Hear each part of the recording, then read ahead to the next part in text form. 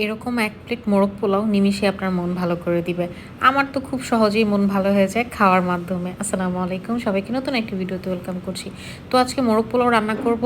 আজকে হচ্ছে ফার্মের মুরগি দিয়ে বা ব্রয়লার যে মুরগিটা সেটা দিয়ে মোরগ পোলাও রান্না করতেছি। আপনি চাইলে পাকিস্তানি যে মুরগি বা কক ওটা দিয়েও করতে পারেন। তো প্রথমে এখানে চিকেনের মধ্যে লবণ দিয়ে দিছে, দেন হচ্ছে বাটার মিল্ক দিছে। টক দই থাকলে টক দই দিবেন, অথবা হচ্ছে বাটার মিল্ক মানে একটু গরম দুধের মধ্যে লেবু রস দিয়ে দিলেই যে এটা হয় সেটাই বাটার মিল্ক।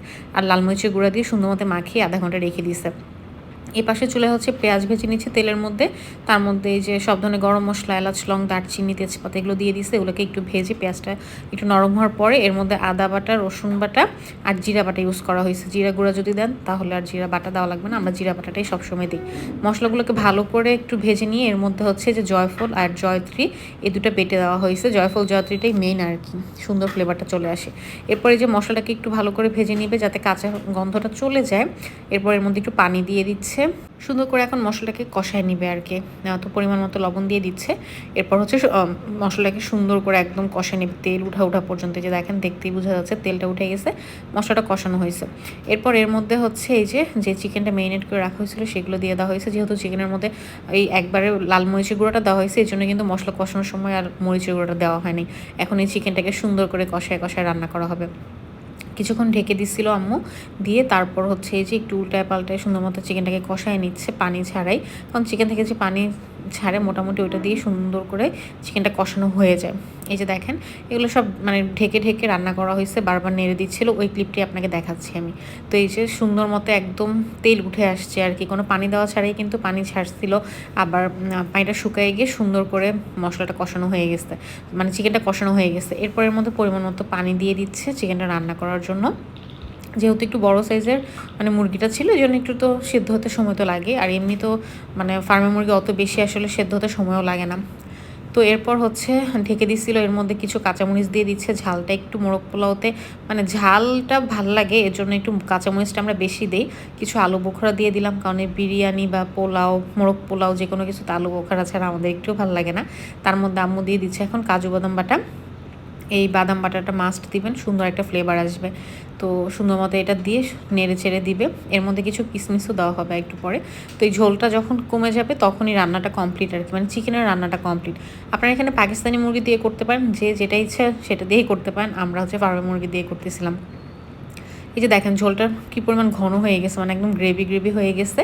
আরও কিছুক্ষণ পর এটার মধ্যে হচ্ছে একটু চিনি দিয়ে দেবো, মানে চিকেনটা নামানোর আগে সুন্দর মতো একটু চিনি দিয়ে দিলে রোস্টের মতো একটু মিষ্টি মিষ্টি ফ্লেভার হবে। আর মোরগ পোলাওটা কিন্তু একটু মিষ্টি মিষ্টি ফ্লেভারই হয়।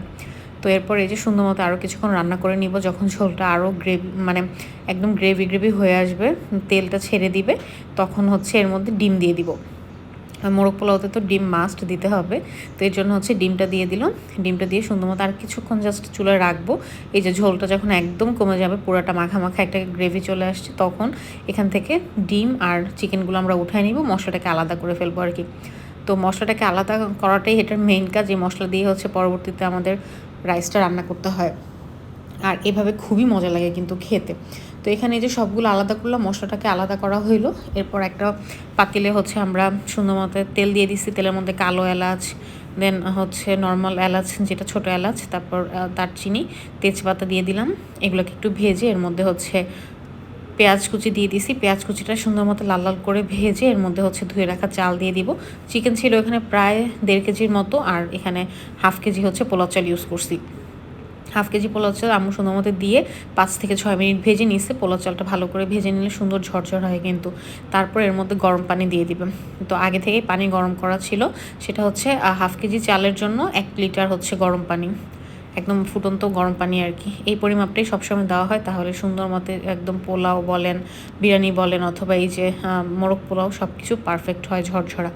এরপর এর মধ্যে হচ্ছে পরিমাণ মতো লবণ দিয়ে দিবে। তারপর যে মশলাটা আমরা আলাদা করে রাখছিলাম সেখান থেকে মানে বেশিরভাগ অংশটাই এখানে দিয়ে দিবে আর কি রাইসের সাথে। তাহলেই একদম ফ্লেভারটা পুরাটা রাইসের সাথে অ্যাড হয়ে যাবে। এটাই হচ্ছে মোরগ পোলাওর ট্রিক আর কি। সব কিছু আপনি একসাথে আগে দিয়ে দিবেন এই মশলাটা। এরপর কিশমিশ দেওয়া হলো বেশি করে। কিশমিশ দিলেও মিষ্টি মিষ্টি ভাব থাকে, মজা লাগে খেতে এর জন্য। তারপর দিয়ে দিল দুধ। আম্মু এখানে হচ্ছে 1 লিটার পানি থেকে 1 কাপের মতো পানি কম দিছিল, ওই 1 কাপ হচ্ছে লিকুইড দুধ দিয়ে দিল। দুধটা আগে থেকে জাল করা ছিল।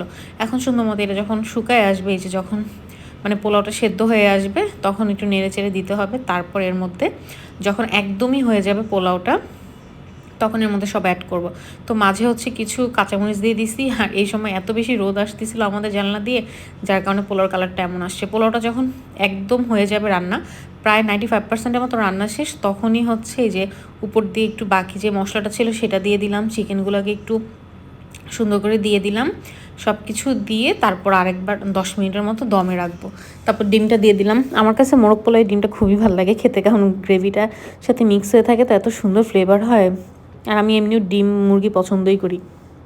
এরপর এই যে সব কিছু দিয়ে ঝোল যে আরও বাকি ছিল ওগুলোকে একটু সুন্দর মতো বিছিয়ে দিলাম, মানে যে যেরকম করে দেন আর কি আপনারা। আর প্রচুর পরিমাণে কাঁচামরিচ আমরা ইউজ করি, কারণ কাঁচামরিচের ফ্লেভারটা অনেক বেশি ভালো লাগে আমাদের কাছে, এই জন্য। তারপরে এখানে এর মধ্যে কিছু জাস্ট উপরে ডেকোরেশনের জন্য হচ্ছে কিশমিশ দিয়ে দিলাম, যেহেতু কিশমিশ কিন্তু অনেক পরিমাণে দেওয়া হয়েছে ভিতরে। তারপর 2টা আলু বোখরা দিয়ে দিলাম, লাস্টে একটু হচ্ছে চিনি দিয়ে দিব। এরপর এর মধ্যে কেওড়া জল দিয়ে দিছি, যেটা মানে আমার ক্লিপটা নিতে মন নাই, 1/2 চা চামচের মতো কেওড়া জলটা একটু ছিটিয়ে দিছিলাম। এরপর একটু ঘি ছিটিয়ে দিছি আর একটু কাঁচামরিচ দিয়ে দিছি। রান্নার শেষে ঘিটা দিলে না খুব সুন্দর একটা ফ্লেভার হয়ে থাকে। 10 মিনিট যখন দমে রাখছিলাম, মানে ঢাকনাটা উঠানোর সাথে সাথে যে সুন্দর ঘিয়ের ফ্লেভার আসছিল। তো আমরা সবসময় রান্নার শেষে দিই, যেহেতু আব্বুর হচ্ছে ঘি খাওয়া মানায়, জন্য আমরা রান্নার শেষে একটু ফ্লেভারের জন্য দিই আর কি। এরপর এই যে আমি 10 মিনিট দমে রাখার পর সার্ভ করে নিচ্ছিলাম।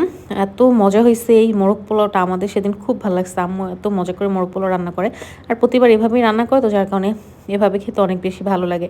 তো আপনারাও ট্রাই করতে পারেন, যে কোনো চিকেন দিয়ে করতে পারবেন, এমন না যে মানে শুধু ব্রয়লার দিয়ে করতে হবে অথবা শুধু পাকিস্তানি দিয়ে করতে হবে। আর মশলা তো একদম দেখাইলাম, আমি বাসারই, কোনো স্পেশাল বলতে কিছু নাই মশলা, শুধু জয়ফল আর জয়ত্রী বাটাটা। তো ভিডিওটি কেমন লাগলো অবশ্যই জানাবেন, ভালো লাগলে ফেসবুক পেজটি ফলো করে দিবেন, ইউটিউব চ্যানেলটি সাবস্ক্রাইব করে দিবেন। সো থ্যাংকস ফর ওয়াচিং, আল্লাহ হাফেজ।